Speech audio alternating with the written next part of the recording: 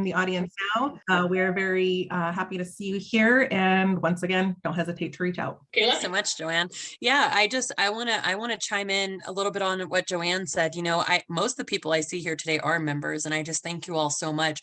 But the few of you who are joining who aren't members, your membership goes a long way. It not only provides for GHA to do what we do, but that's how you grow your business. So we have a lot of member only benefits and a lot of member only meetings that are going to be coming up for those of you that are looking for funding, for those of you that are looking for very, very specific ways to grow your business.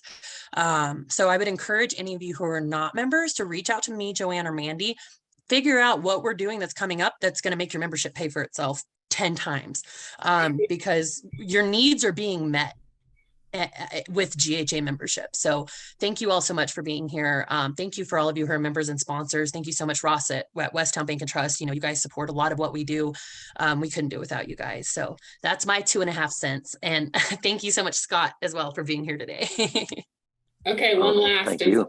I don't know if Ross, you want to give a quick intro about what you do in the banking space or for the industry, but Ross and his team, like Kayla said, have been huge supporters of our association. And I saw that you're also going to be at the awards banquet, which is pretty cool. And so it'll be really exciting. But yeah, Ross, I don't know if you want to real quick, and then Scott, it's all you. Yeah, just quickly, Westtown Bank and Trust has been serving the hemp industry for a couple of years now. We got into the space shortly after the 2018 Farm Bill. Love the space. We're completely committed to it to the point where we went out and trademarked the name Hemp Banks Here, or the phrase Hemp Banks Here. And so we are dedicated to the industry and love the industry and are fortunate enough to have over 200 customers throughout the United States in the hemp industry. And that number continues to grow every week. And if we can help any of you, we would be delighted. I also want to give a nod to you all at GHA and just reinforce the value of the membership. I mean, not only have I experienced that personally, but I've found it a great way to connect associates of mine and connections that I have. You know, an example is I was able to connect a customer that was looking at placing a large amount of hemp with somebody that was looking at buying. And so I think the connections that you all provide are very, very helpful. So I appreciate what you all do. Oh, thank you very much. That, yes, fuels my fire. For those of you that don't know me, hearing about the connections and being able to help facilitate connections really does light me up. And it's what drives my interest in this industry. So please, if you guys have specific needs or are looking to connect with a certain vertical or a type of business or anywhere along that supply chain, holler at any of us and we can either help point you in directions of resources or bring somebody on so that you have that opportunity. So without further ado, Scott, I'd love to turn it over and remind everybody that we will open it up in a little while for questions. So please feel free to either type questions in the chat, or you can use the icon down at the bottom to raise your hand and join in on the conversation. Be mindful of your time with the mic. Obviously, there's lots of us on here, so make sure that you're addressing questions and not necessarily a sales pitch. And then I think that's it. I'll always remember after I hand it over, but Scott, it's all you, sir. Thank you for joining us. Okay, thank you very much. I'm going to try to talk for maybe about 10 or 15 minutes and try to keep it short, and then we'll go into any questions or discussions as we go along on that. So I'm, again, my name is Scott Gillespie. I'm out of Taber, Alberta, which is in the southern part of Alberta. And I have a consulting company called Plants Dig Soil Consulting, and that's where I work with people that want to do the proven and the profitable practices for regenerative agriculture. I spend a lot of time critically looking through the claims and trying to come up with stuff that's actually going to work or has solid evidence and science behind it. If you're not sure where I am, there's a country singer around here called Corblund, and he calls us east of the Rockies and west of the rest. So if you think of that, then you'll know where I am. And we're right on the southern part of Alberta and very close to Montana. If you've been following events of the last month or so with the trucker blockades, you probably would know where Coutts, Alberta is now, which is only 200 people. but that's really close to me. So anyways, so regenerative agriculture, I think I've always been interested in it, or always been, it's always been something that I think has appealed to me. I think even before we knew it as regenerative agriculture. So to back up, I grew up in Ontario, in Southern Ontario, on a corn and soybean farm.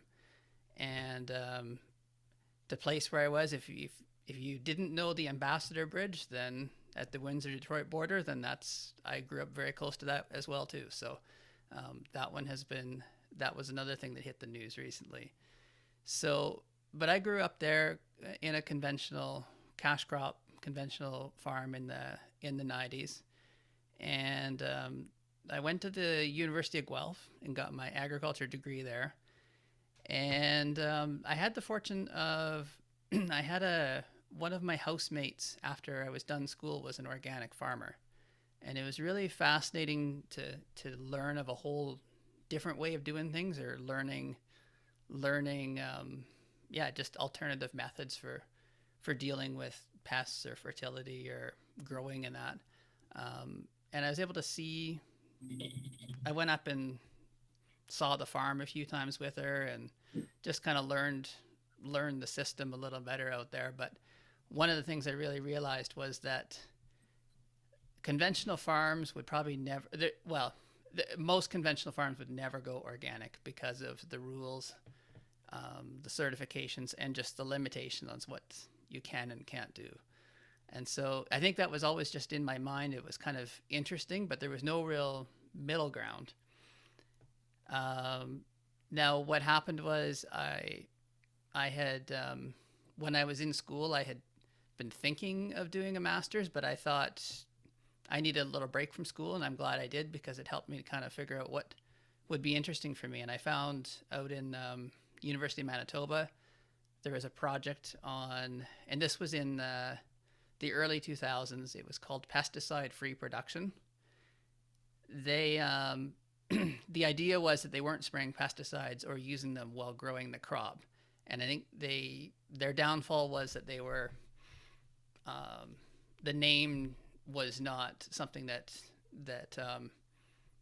could be approved for labeling, because they were still using pesticides in their whole rotation. It's just that they were trying to not use them while growing the crop.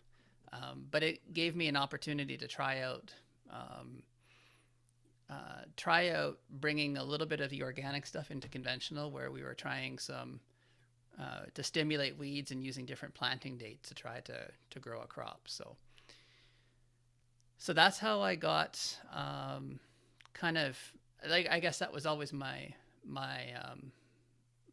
interest or my passion. But then how I ended up in Alberta is I got a job here in the irrigated specialty crops in our area. We're a very, very dry area, so there's a lot of irrigation.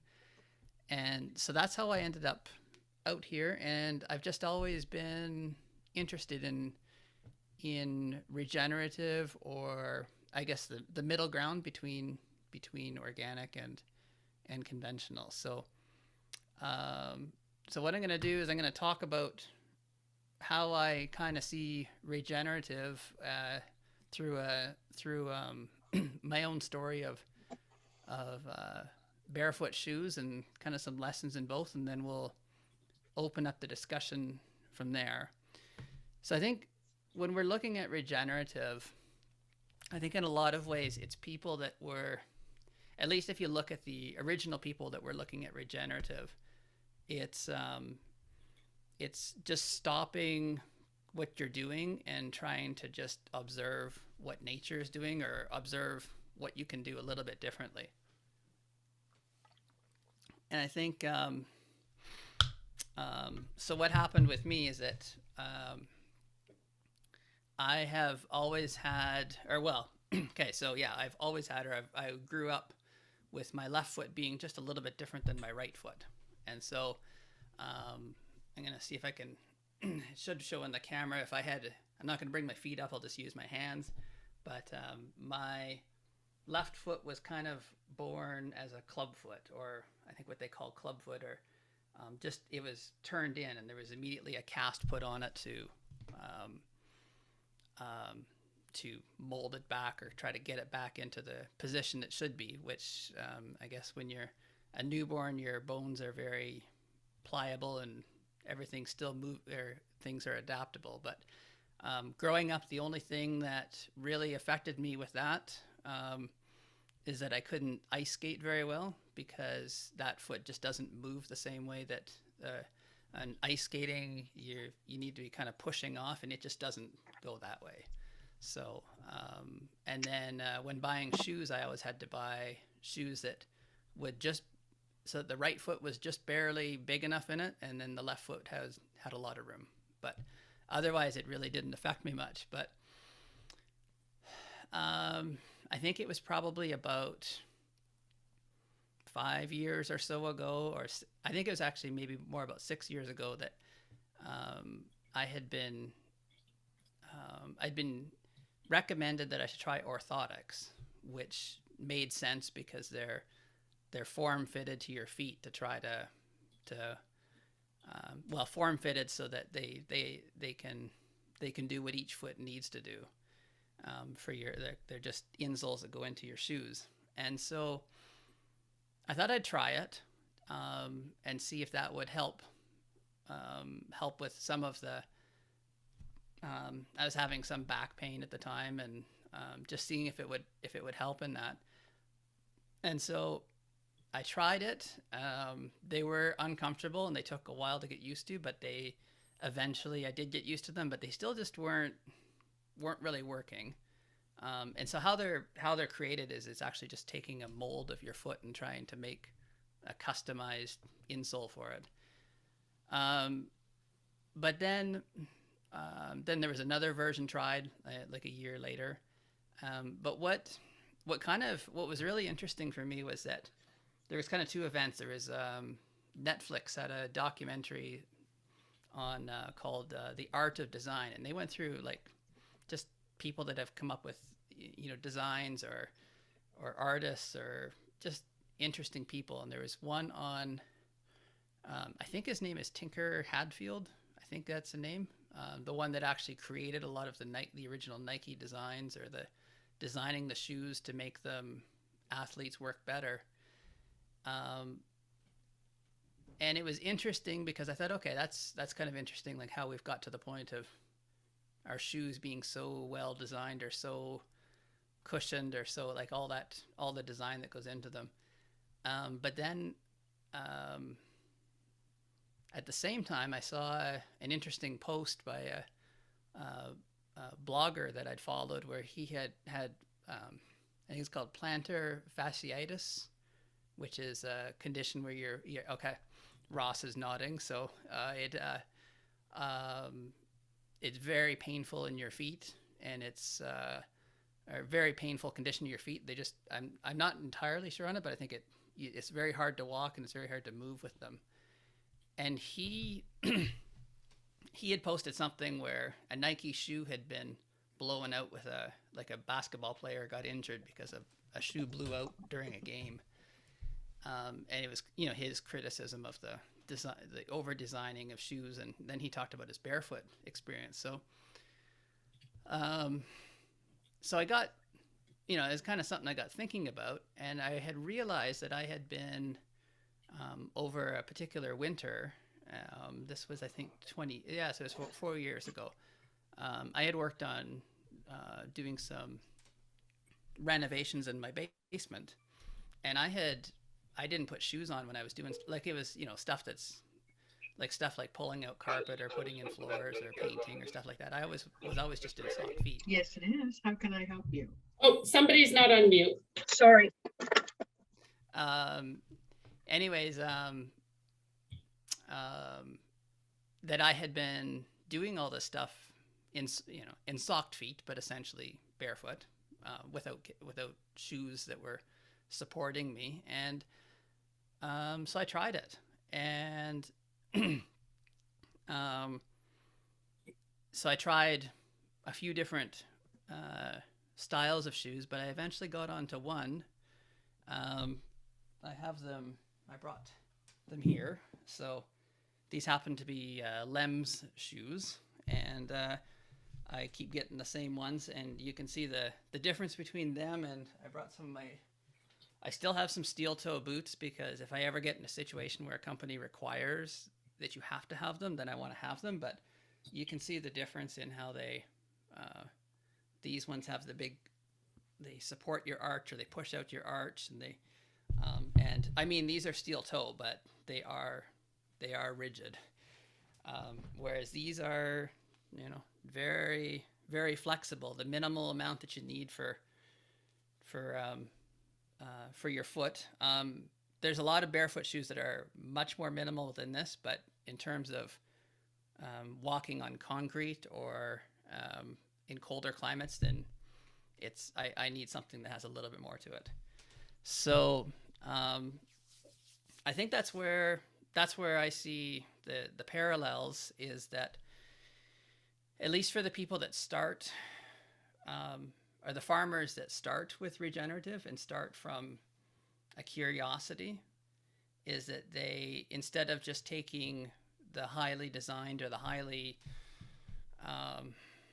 the way conventional agriculture is with fertilizers and chemicals and maybe even machinery and the way things are done and the high tech stuff, they're kind of just stopping for a moment and kind of sitting back and trying to figure out what is it we actually need to do. And I guess one of the really interesting things that happened with these shoes, or with my feet actually, and I think this relates to regenerative too, is that like regenerative is one of those things that's very tough to define, and it's tough to see responses or see changes right away on it. And sometimes you don't know what's going to happen. During the first summer or midway through the first summer that I had these, they started fitting really tight. And I thought, like, these are more like they're leather, and I thought that I had, because they were getting wet in the field and then drying and wet and drying, that I had shrunk them. But I measured, I was going to try to order a new pair, and I measured my feet, and my feet had actually grown a size pretty well.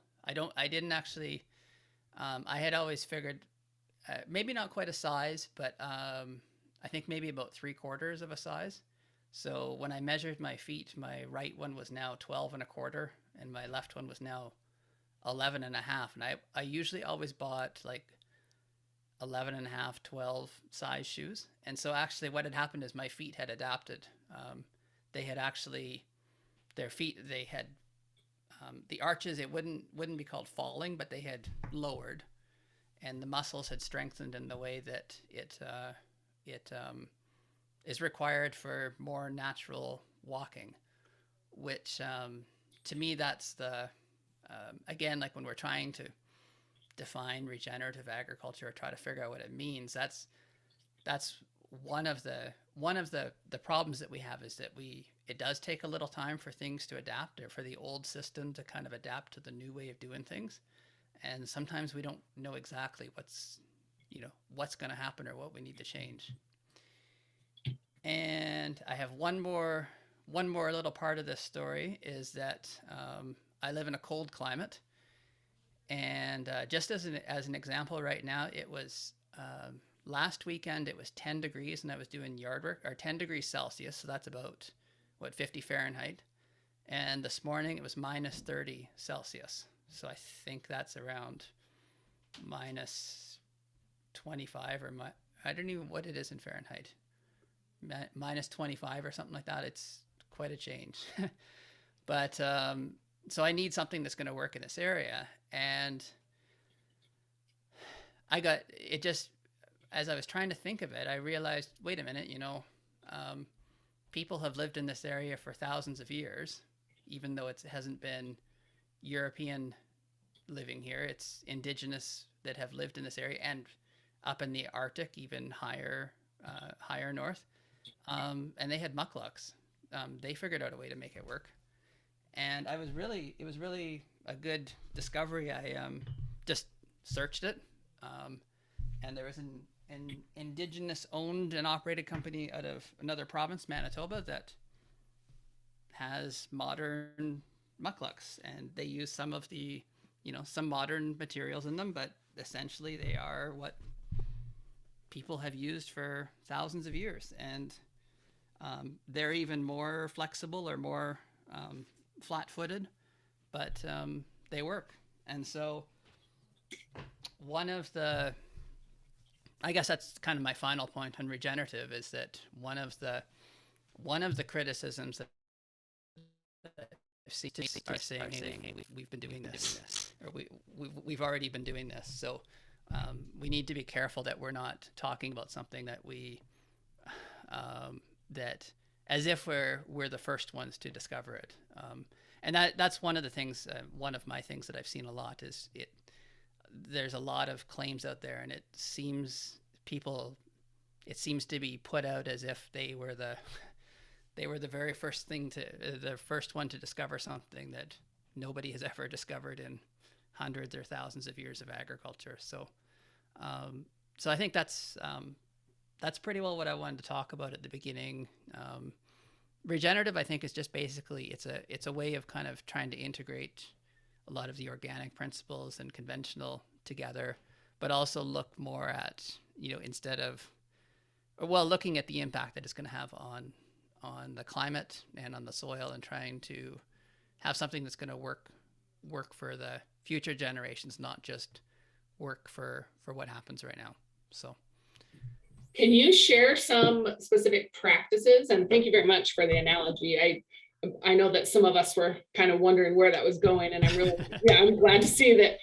So I'm kind of curious, there's quite a few farmers on right now. What are some things that they should be paying attention to, Scott? And maybe start there, and then I'll. I think the main thing that people are going to look at is cover crops, or at least trying to have more stuff growing in the field than just their cash crop. And I think that's where a lot of people are going to start on it. And I think that's where you're going to have the most impact. There are a lot of, or I guess there can be a change of people just flipping to biological products, like just instead of using synthetics, they're just going to switch to biological products. And so, maybe it could be, biological fertility treatments or microbes or pest controls or stuff like that. Are there any specifics you can speak to, especially around hemp and how hemp is doing, in comparison to some of these other cover crops, or when used in rotation for regenerative agriculture? And I know that there's quite a few of you on here that are farmers, and I don't want to call any of you out, but if you have any specific questions that you want to kind of dive into, I know Tim had a comment, regenerative agriculture is necessary because conventional synthetic practices are detrimental.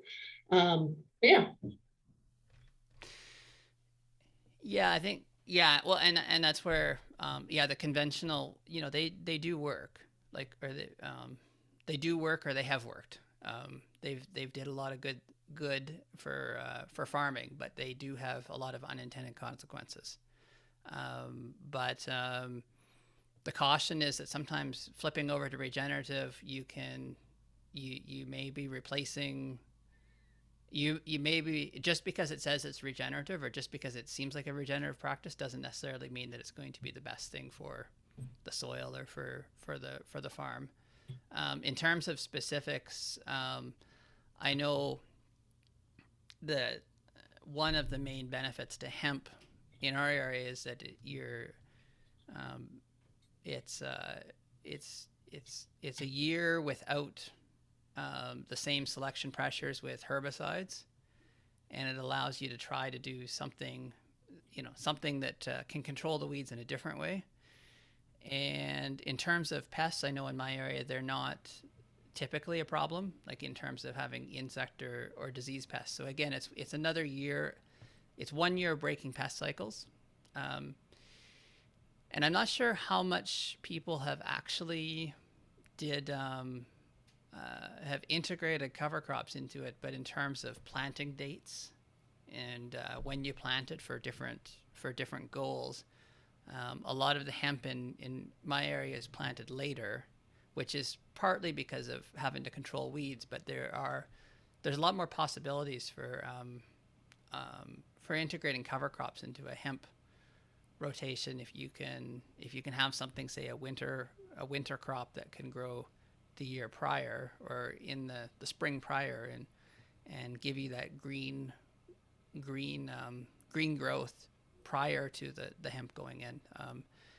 There's a lot of possibilities in there, and I guess every region is very different. So if anybody has specific questions, I can try and answer. Here's a couple of questions I'll try to get at. There's quite a few that have come in the chat. And so also, if you guys have questions, don't hesitate to just jump in on conversation. But we're interested in it twofold in Uganda. One is a source of income, a new source of income and byproduct. And the second is soil regeneration as intercrop and helping to improve surrounding crops. I guess that's more of a statement than a question, but definitely being used or looked at in Uganda.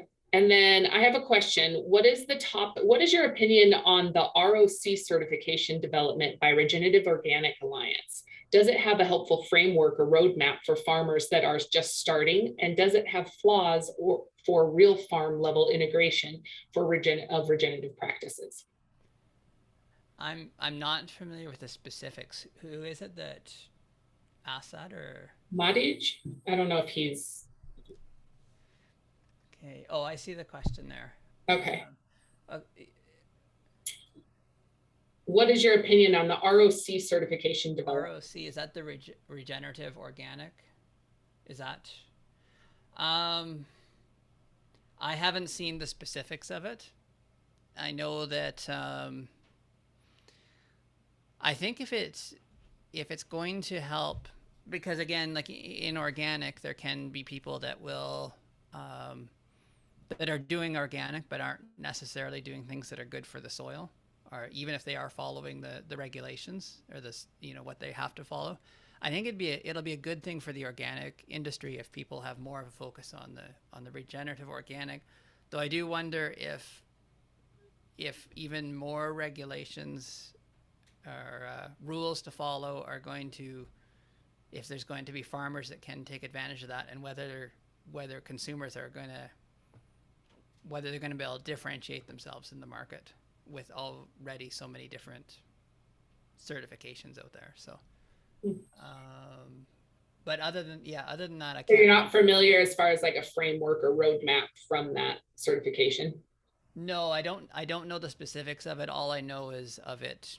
Is anybody else familiar with this? Yeah, if anybody else knows more of the specifics on it, you can jump in. One of the large principles in permaculture is leaving room for nature. How can farmers rewild percentages of land without losing profitability? That's a great question. Yeah, that's a really good question, and that's something really it's about knowing knowing your most profitable or least profitable areas of your field. In my particular area, so if you're under irrigation, almost all of our irrigation is center pivot irrigated. So to me, a really simple way is working on those dry corners that aren't getting water. Because what the question, that was looking at the different, like the outside effects. Was it in the chat, or was it? Yeah. Yeah, I don't. How can farmers rewild a percentage of the land? Yeah, and so really, like in terms of a specific example from my area, so center pivots usually irrigate about 130 out of 160 acres. So there's about each corner is probably about 7 acres or so of land that isn't being farmed usually, or if it is, it's being farmed dry land, and you're not making a lot of money doing all these little corners around. So that's one really, really simple way of doing it. Fence lines, there's not a lot of them left in my area, but that's another way is keeping fence lines. And in areas too that have my area is fairly flat, but in areas that have a lot of either wetlands or seasonal wetlands, or even just areas that just, if they're not, if you're not making money off of them, or if there's something where you're wondering whether you're making anything off of it, well then, putting it into some type of a perennial grass or mixture, even some of the cover crop species, and starting to make some of these more wild areas. I don't think it's too hard if we get creative on picking bits. Even when bringing grass in, I guess here's my question when it comes to, bringing farm in or bringing these other crops in, what does it do, or what is that risk, or what are we matching up for the profit, right? I hear all the time that in a hemp crop, if there's too much grass, it ruins the crop, right? Like in the crop or around it? Well, in it, if it's in it, yeah. So then I guess we're looking at the outside, like okay. outside of the field. I gotcha. And so that's where you can.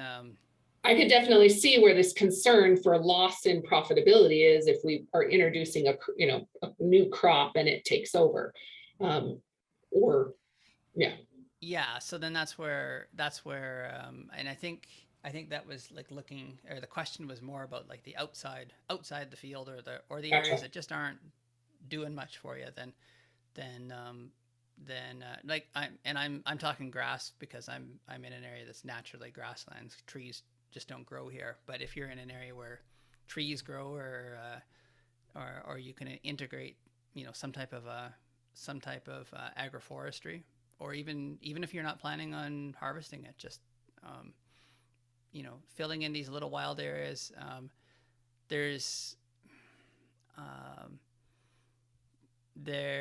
It's a little unknown how big of a wild area you need to actually have a benefit on your field, but even just small little pockets of them, if they can hold either pollinators or beneficial insects that are going to help your crop, help take care of pests, then they can actually make a more profitable system, because you have the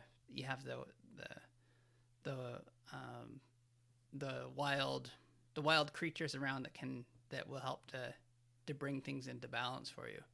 So to me, I think if you have larger areas, you use those larger areas. But if you can even just find like little areas, like even pivot centers, where the water comes out, the pivot centers are always a tough area, or they always tend to be tough to make the crop work, because sometimes you have water leaks there, or driving out to it, or whatever. Even just a small little area of keeping the pivots, instead of trying to get every square foot right up to the pivot center, then just let it go a little wild there, and I think it'll help you out. Okay, there are a couple of questions about using, I'm going to scroll back up, but really talking about, if they are monocropping and then bringing hemp into the rotation, what does that process look like? Yeah, so in terms of regenerative practices, or looking at ways that you can help your farm, having a good crop rotation is your very first thing before you even look at cover crops or that type of stuff. If you're only growing one or two crops, just either one crop continuously, or just going back and forth, like say like a corn soybean rotation, just bringing something in is going to make a huge benefit. And then and how, I guess the question is, how do they do that? In my area, I can say that in terms of fitting it into a rotation, especially alfalfa. Pardon? Especially alfalfa. This comes up a lot where in my area, because alfalfa is one of the main crops that's being grown. And what does that rotation look like? And I guess that's where it'd be tough to tell. I'm not sure how you would fit into an alfalfa rotation. I think it depends on where it's going to fit best into that. I mean, maybe if you're relatively weed free after your alfalfa, then maybe the hemp is the next best one, if it can use that nitrogen well. In my area, I know that cereals are a good before and after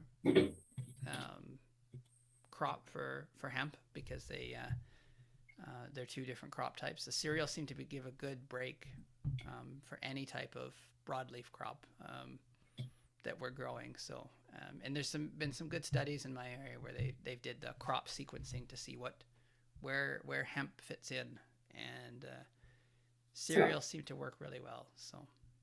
Interesting. I'm curious from anybody else on here that has, I know there's a few farmers I can see on my first screen without flipping through, but Gator and Rusty and Ryan, when we talk about adding hemp in as a rotation, what are some of the practices you guys have had, and what crops are you seeing it followed best by? Do you guys mind chiming in at all? Gator? Rusty? Okay, maybe they're all on mute, or maybe, I hope you're listening. Maybe I just. I could chime in if you Yeah, need. please do. Yeah, please do, Ryan. Sure. So just out of my experience, clover is 100% one of the best crops before, during, and after cover crops to put down as much as possible. I overseed. I know this might sound wild, but I overseed it like a lot. So if it's saying 10 pounds an acre, I'll usually do about 50 pounds an acre. And I just want a thick mat of clover. And usually after harvest of the cannabis, which specifically in my world is for cannabinoid extraction, it's not necessarily for fiber and grain, but I imagine it would be similar for fiber and grain. And what area do you farm in? I'm in the Mid-Atlantic, in the East Coast, Mid-Atlantic region. So about 7B or 7A, if you want to go by the USDA planting map. And so at the end of the season outdoors, following up with, I've been using a winter rye, but I'm curious about vetch and potentially Austrian pea. I've just yet to try those things. I know where you are, Scott, it's probably cold and it's hard to get that winter cover nice, or at least I imagine. So what are you using up there for the winter, Scott? That is the biggest problem. About the only thing that will consistently survive the winter is fall rye. Right. Hairy vetch, even that is a little challenging. The clovers, our biggest problem with the clovers is getting them to grow, and I think it's because we go from hot to cold so fast. Even like right now we had a 40 degrees Celsius drop this winter, so that's going to be tough on any plant that's out there. But even in the summer, like we go. We'll have 30 degrees Celsius, which I think is about 85 Fahrenheit. We'll have those in the day, and we can easily drop to 50 degrees or 10 degrees Celsius at night. So we go in these big swings in temperature, and then we have had it where, we'll have hot summer, and then all of a sudden it's fall, and then it's cool.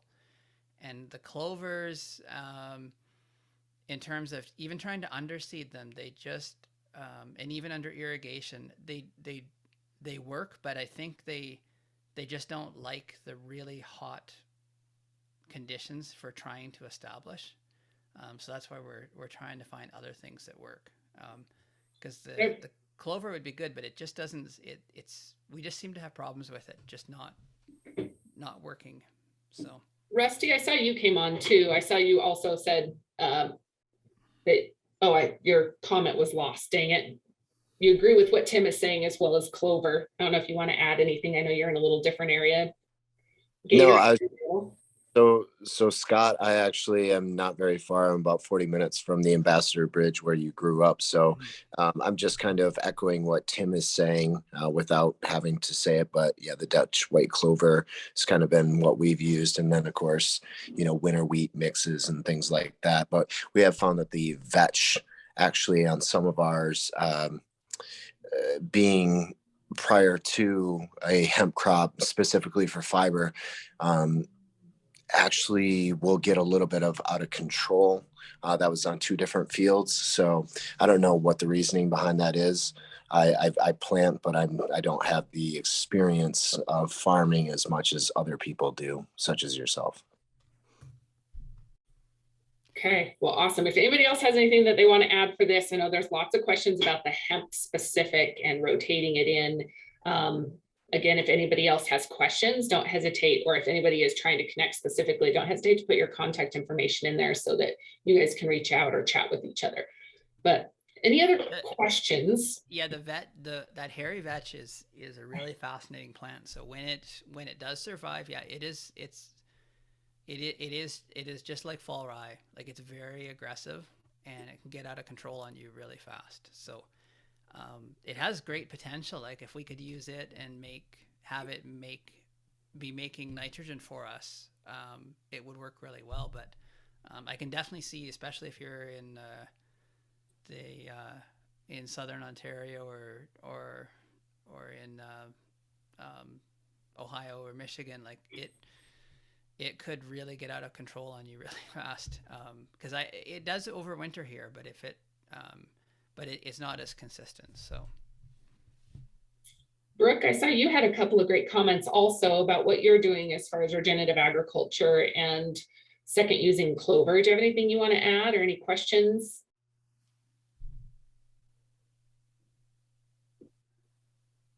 Okay, well, if you do want to chime in, what else, Scott? Does anybody else have anything that they want to talk? I'll go ahead and go through these other or any other comments they want to leave. Karen, did you have any questions specifically? No. Jason? like in terms of where it fits into your rotation, it's really tough for me to answer something that's at this such a wide geographical scale, because it's so tough to know where it's going to fit in. I mean, generally I can say in my area cereals, but I think every area's got to find the thing that's going to work the best in terms of establish it, in terms of how you're establishing it and what residue you're dealing with. And then, and if you're in a conventional, system, if you're using herbicides, then you've got to be careful of what residual herbicides might be in there, and how you're gonna control the weeds, or whether you have weeds going to be weedy in it or not. So, Rusty, I saw your mic was off. Did you have something else you want to add? Yeah, I was just going to ask, Scott, appreciate your time. What would be, in your position that you're looking at right now, what are some of the outstanding rotations or cycles that you're most excited about, or that you would like to see implemented, say over this year, this upcoming planting season, as well as then follow on for the following year and even maybe year 3? What does an ideal rotation look like specific to maybe your location, Montana, Alberta, and then also back home, Michigan, Ohio area, so that we can kind of get an idea of what that may look like for farmers that are growing in those areas? Great question. Yeah, I think like that's where like a 4-crop rotation seems that there's been some good studies in this area that find that if you can keeping your if you can expand your crops to 4 years, you do better than if you're just growing 3 crops, every 3 years. And beyond that is good. If you can go higher, that's great. But it seems like 4 is the best number. So that's where in my area, so say like we have a lot of specialty crops in our area. So we have sugar beets, potatoes. We even have some quinoa, and seed canola, dry beans, all kinds of stuff. And for my area, the ideal is always going to be like the cereals seem to be, if a cereal can grow on some other stubble other than a cereal, it just cuts down a lot of the disease issues so much. And so if we have a cereal, so say whether we have wheat or barley, and then we follow with one of these crops like hemp or potatoes or peas or anything like that. I think where we have a lot of potential, but we just don't have people doing it, is that if you are later seeding the hemp, or if you have the option to be able to seed it later, then having a winter cereal the year before it, and then either trying this interseeding or planting some type of if we can find something like a clover, or find maybe the vetch, or maybe something like that, where you can have something over the winter. Either it's not really going to grow in the winter here, but it's going to establish in the fall, do some work in the fall, then it's going to work in the spring, and you can leave it as late as you can possibly leave it until you want to plant this hemp. And I think that's where we can get a lot of benefit in terms of expanding out these rotations.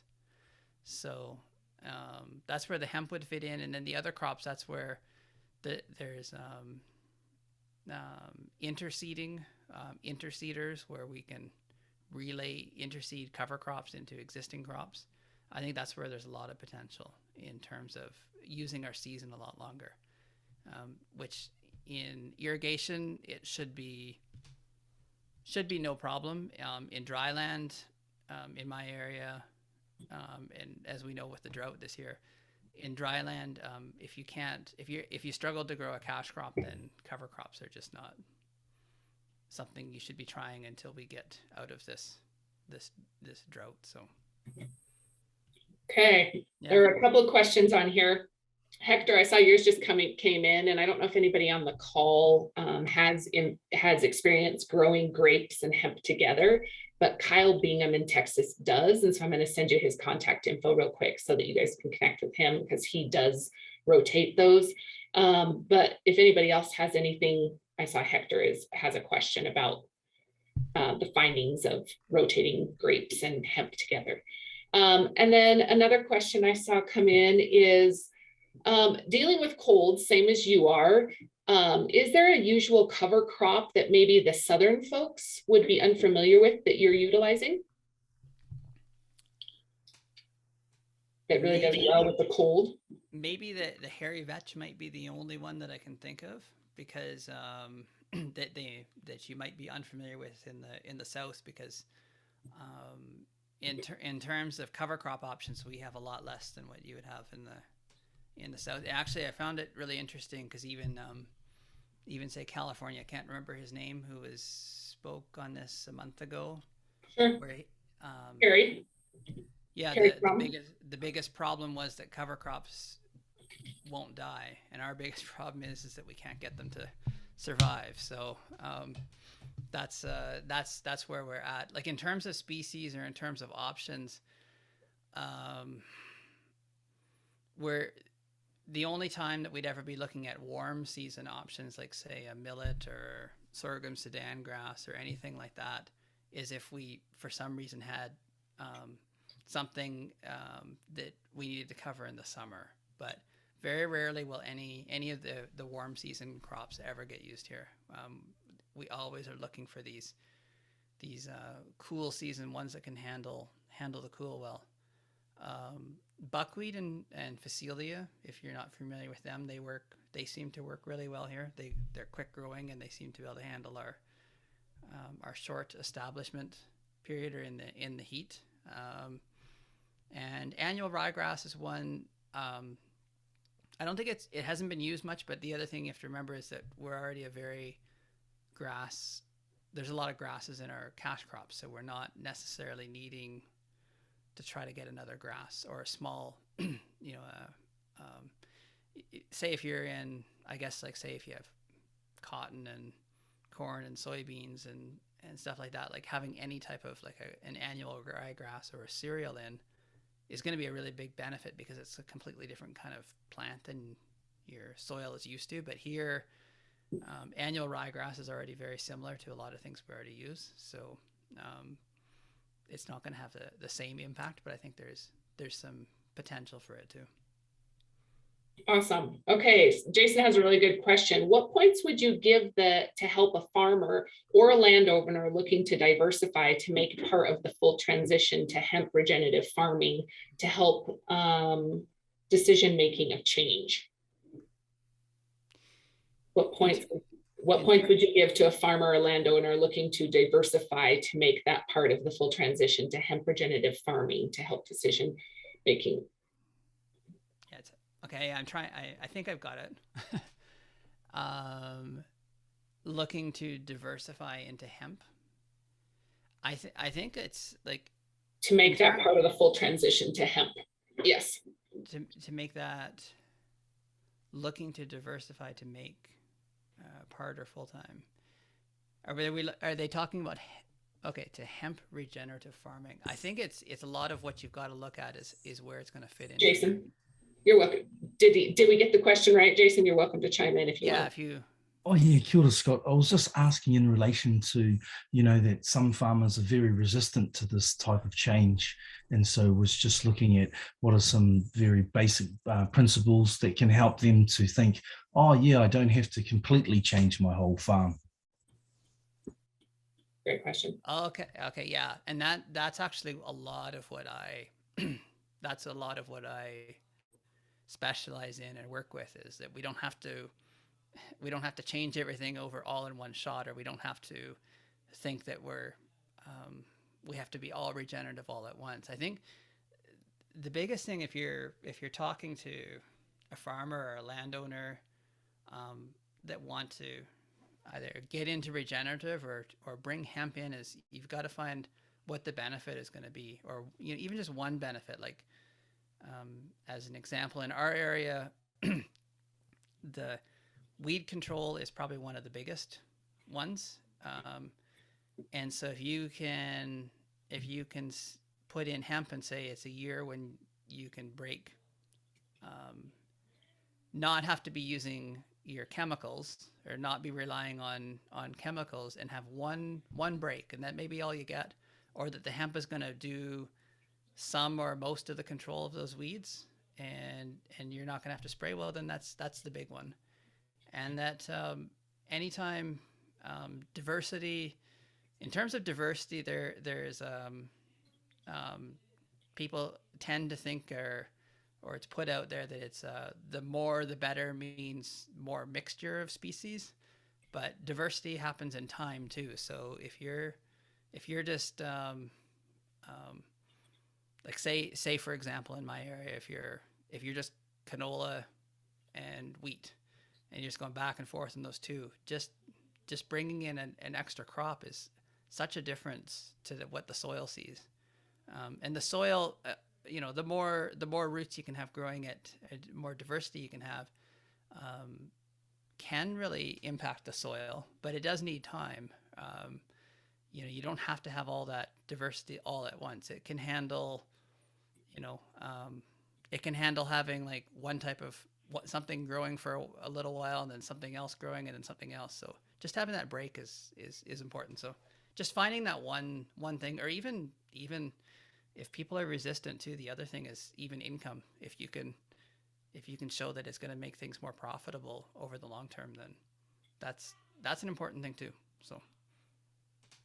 Awesome. The benefit of bringing in hemp is helping the environment and the people. That's right, Brooke. I agree. Awesome. So any other questions that we have really quick? Scott, I could keep talking about this part, the regenerative part, and it comes up all the time around the hemp industry specifically and the benefits. Where do you see carbon really playing a role in that transition of a monocrop or a traditional crop, conventional crop, to a regenerative agriculture? Well, that could be a whole other meeting. So. I really see that as when we talk about that opportunity and being able to add that little slice potentially, to make it profitable as they experience change or go through that change.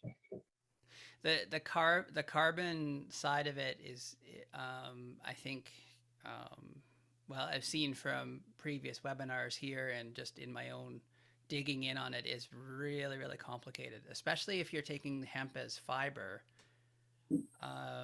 You're taking a lot of the carbon away. Now, I guess that's where we have to look at the whole life cycle of it. But in terms of how much carbon these crops are going to leave behind, or how we can, I guess that's where if we can look at, I don't see his name on here anymore, the person that was talking about the clovers. Like that's where you're going to get your benefit, is so you can still harvest a cash crop like a hemp, or and then you can have the clovers growing in the off season that we're going to keep putting the carbon back into the soil. So and in terms of, like, I know, like, say if you're growing it for oil and you're leaving a lot of the residue on the surface, it is leaving residue behind, but then eventually that goes back into the system. So, so in terms of carbon, I think that, I guess like that's where hemp has a big potential, because it's just something different. It's a different rooting structure. It's a different growth habit, and then there's ways that we can nutrients. And even just in how it accesses nutrients and what mycorrhizal associations it has. Yeah, there's a lot of things that it can do, but in terms of how we're even gonna measure the carbon in that, it's a challenge. So It's definitely being unfolded. I see more and more people with tradable or certified carbon credits, or the methodology I know is still up in the air, but it's definitely becoming more of a topic of conversation. So that's exciting. Hector, I have to give credit where credit's due. Great comment. You said we're always taking from the soil and it's time to give back. We need to see the soil as a living organism that needs more intake than output, or more input than more intake than output. For those of you that don't know Hector, he's an excellent farmer, very involved in our organization. And then also Tim, I don't know if either of you want to chime in real quick before we sum up our call, but you're more than welcome to. Tim's been very involved in the chat as well. Yeah, I haven't been able to keep an eye on the chat much, so. That's okay, we'll save it. For those of you that don't know or have not been on the call before, we do record these, share the chat or save the chat for you, and they are transcribed. Our meetings are transcribed and then posted on our Hemp hallway. And so there's something like 400 hours of recorded content for different meetings, as well as one-on-one interviews that you can go back and access. But Tim, I saw your mic is off. I don't know if you have anything you want to add. Yeah, thank you, Mandy, and thank you everybody for the time and the discussion. I really appreciate it. And I think there's a lot of misunderstandings because it's kind of a technical conversation. So really appreciate the time getting the education. And I'd say about the carbon negative, if we're using oil and synthetics in the tractor and the diesel, and we're using it in the fertilizer, and we're using it on the pesticides, and we're tilling the ground, and we're letting the organic matter in the ground erode, and we're exposing the ground to high temperatures, that whole, what's now known as conventional agriculture, those practices are carbon intensive. Mm-hmm. So the comment about adding another crop, it's common in Ohio to grow soybeans and corn. That's the rotation. And in the wintertime for 4 months, the soil sits there, it's brown. We get a lot of rain and the soil there's no cover crop in the wintertime. And so all that soil is basically eroding. It washes into the Ohio River, ends up in the Gulf. So all of those conventional practices are really nasty for the environment. They have been good to produce a lot of yield, but the yield isn't very nutritional anymore. And so we've been able to feed like 6 or 7 billion people instead of 2 billion when I was younger. But Hector, thank you again. The soil health comment is immensely important to remember. And so if you don't have to do all those other carbon intensive things right away, you're better off. And if you want to be carbon negative, it's possible. You just have to be really innovative in some ways, because the practices that we follow now are really detrimental, unfortunately. And thanks for the time, Andy. Yeah, thank you. Great. So I just want to say thank you for having and putting these conversations together. I mean, it's necessary. My name is Hector Gerard, and I'm a farmer here in Danbury, Connecticut, 3 acres, homestead. So we farm where we live. So we farm about 300 plants. So it's our second year.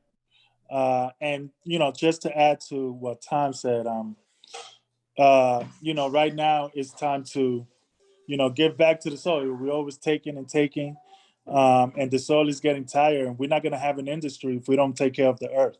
So we first got to take care of the earth if we want to talk about hemp, because without the earth, it's not going to grow. Thank you. So I have a question that comes up, when we start to move into the bigger acreage, especially around the industrial applications.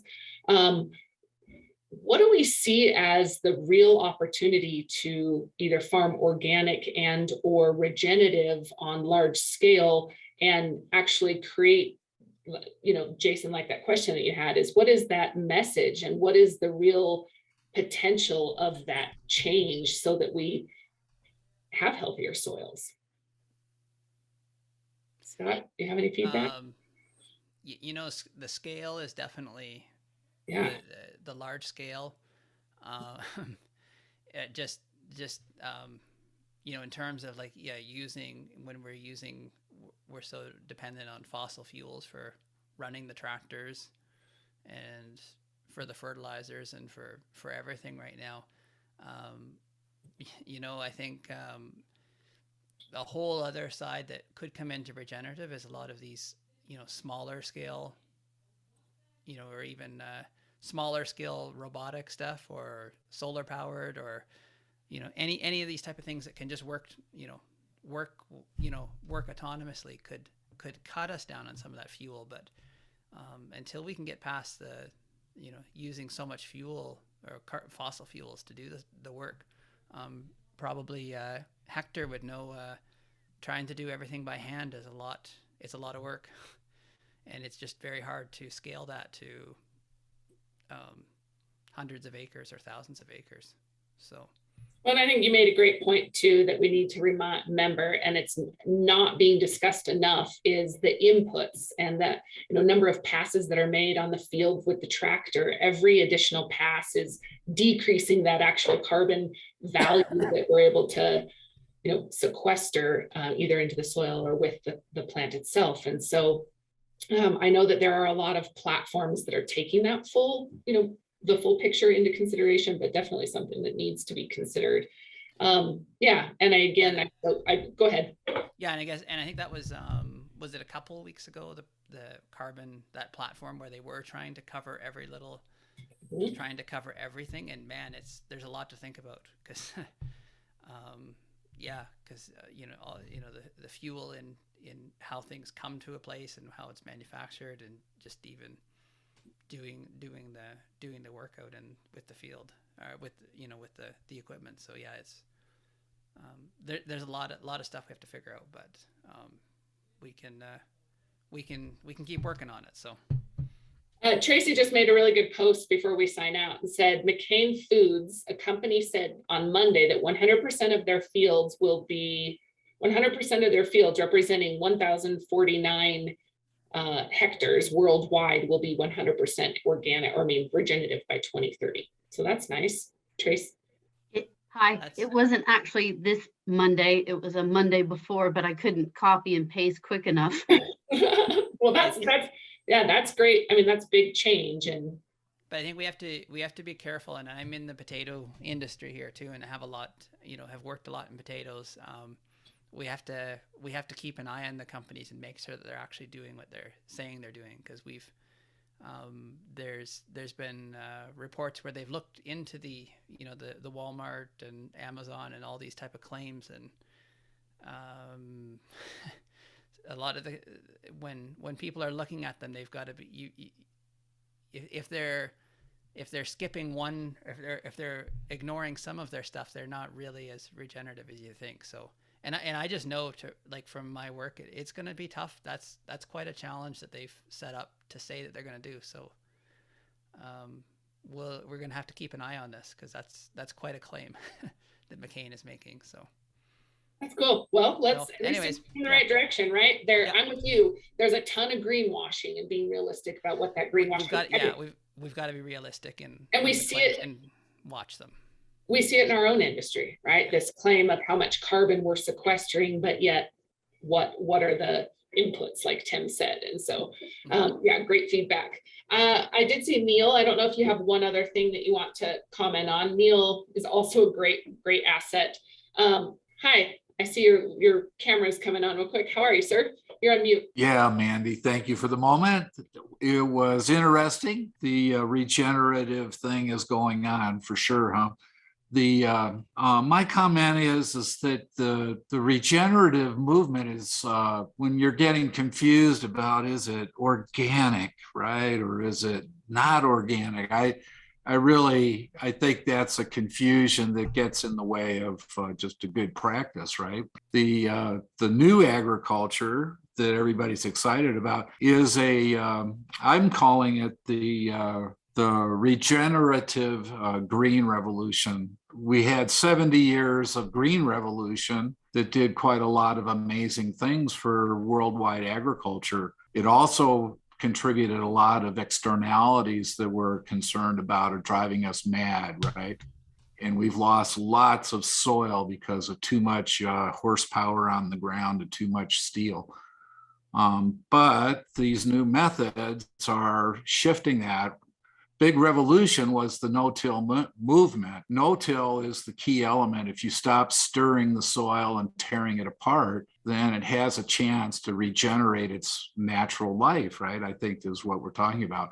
So farmers are becoming managers of the soil organic matter, which is sort of the first stages of the transaction of all the materials that we're trying to incorporate into the ground.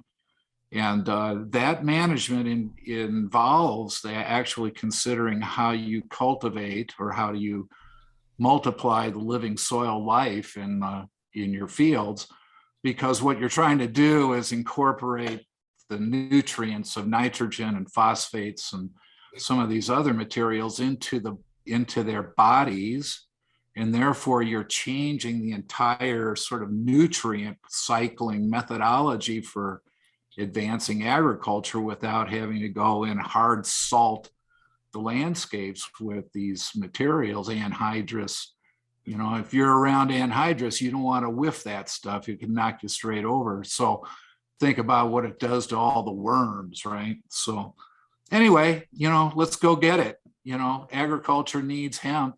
I think it's going to be a great crop for the fiber business in the northern latitudes where you can't get cotton to go. And, you know, has a lot of fascinating uses, but absolutely hardly any sort of knowledge around it. So for young people coming up, wow, you got a full career ahead of you. All right. Thanks, Mandy. You're doing great. Well, thanks. You know? I have to give credit real quick or give a shout out to our research team. Neil and Rusty are both part of the research team. We're putting together seed trials, and in part of our seed trials, we'll be developing or looking into the cover crops or the rotation crops and where it plays a role in the carbon sequestration and remediation and processing and so forth. And so if you guys have questions about our seed trials, where they're located, what we're doing, we are raising donations or looking for donations and sponsors for it. There's a ton of info that's going out, and it's been kind of cool. Over this last week, we've started to really pick up traction. But just like with this industry, there's a lot of education. And so reach out, let us know. And then also, I wanted to share something else and I forgot. I guess I'll come back to it. One last question before we go. Do you believe that cover crops with tilling is not as destructive like conventional farming? Yeah. Yeah, they're like tillage intensity is the important point. So yeah, if you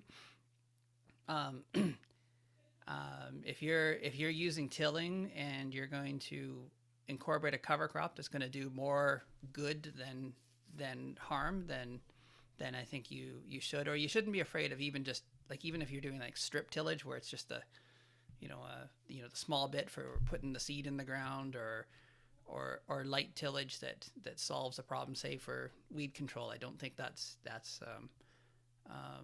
necessarily a problem. But if you're doing lots of tillage, multiple tillages or deep tillages, then that's going to be more destructive. But if you're using cover crops, and I think I did see too that Brooke said about using the plastic. I think if you can figure out a way to make the cover crops work for weed control, and if you have to use a little bit of tillage, it's probably going to be better environmentally, or even if you look at carbon footprints, than having to use plastic. So if you can find ways to do it without having to use the plastic, I think you're further ahead. So even if it does involve some tilling. So. Okay. Yep. Okay. Okay. So I'm going to sum this up real quick so we don't go over. Scott, how do people get in touch with you if they want to reach out or talk further about what your work is and the things you're doing? The best way, I'll put it in the chat, is my Awesome. my website. That's the easiest way to find me. Perfect. And which is Plants Dig Soil. And if people are on LinkedIn, I know there's a fair number of people that found this through LinkedIn. That's where I spend a lot of time. So, and the link to my LinkedIn is on the Plants Dig Soil, or you can. Oh, I set that accidentally. Somehow it got to be a direct message. Here we go. Perfect. There. Now everybody should see it. So, awesome. Anyways, yeah. So that's how you find me. That's the easiest way. And then there's all kinds of everything that I do is posted there. So awesome. Find me there. And then I remembered what I was going to say, and just let you guys know that we're going to change in April the structure of some of our meetings. We're going to be hosting more member-only events that are more roundtable discussions and focused on different topics with buyers and talking about standards and needs. And then we'll do 2 a month public events similar to this one. So just keep that in mind, depending on the level of content or connections you're looking for, specifications or specific topics that you're looking for. Our member events are really going to scale up starting here in April. Our membership is growing still very rapidly, thanks to Joanne and Kayla's support and everybody else that continues to push people to our events. And so thank you very much. That this really is about you guys. And then a quick reminder to please register or nominate people. I saw Joanne shared it at the top. I'll go ahead and copy it again and share it at the bottom. But nominate people for the awards banquet. It's been really fun to watch the number of people, or for the awards at the awards banquet. It's been fun to watch the number of people that have come in that we didn't know, that we've seen now with innovative technology, or have big scale farms that we were unaware of that are involved in the industry. And so again, our goal is to really highlight you guys that are doing it right in the industry. So thank you very much for your participation. And anyone else that I don't know, please schedule a time on my calendar. I'd love to get to know you, learn more about what you're doing, make connections, and yeah, so forth. Anything else, Joanne or Kayla or anybody else on our team, Scott, that you'd like to share before we sign off? No, good. Thank you, everybody, so much. Yeah. Cool. Go ahead, Scott. Yeah. Awesome. So we do go live again tomorrow morning at 10 a.m. a live broadcast. You can find it on LinkedIn or on our YouTube channel. And tomorrow is with Sam from Driftless Extracts, and they have actually put together an accelerator program for the industrial market as well. So it'll be exciting to hear a little bit about what they are if you want to join. Joanne, do you have anything? Just wanted to say thank you, and again, reach out. Awesome. Okay, well, thank you guys. Thanks, Scott. It was great to hear from you and get to know your story a little bit about how you got to where you are. And thank you. Okay. Okay, have a good day, you guys. Yep. Bye. Thank you. Thanks, Tracy. We'll be in touch.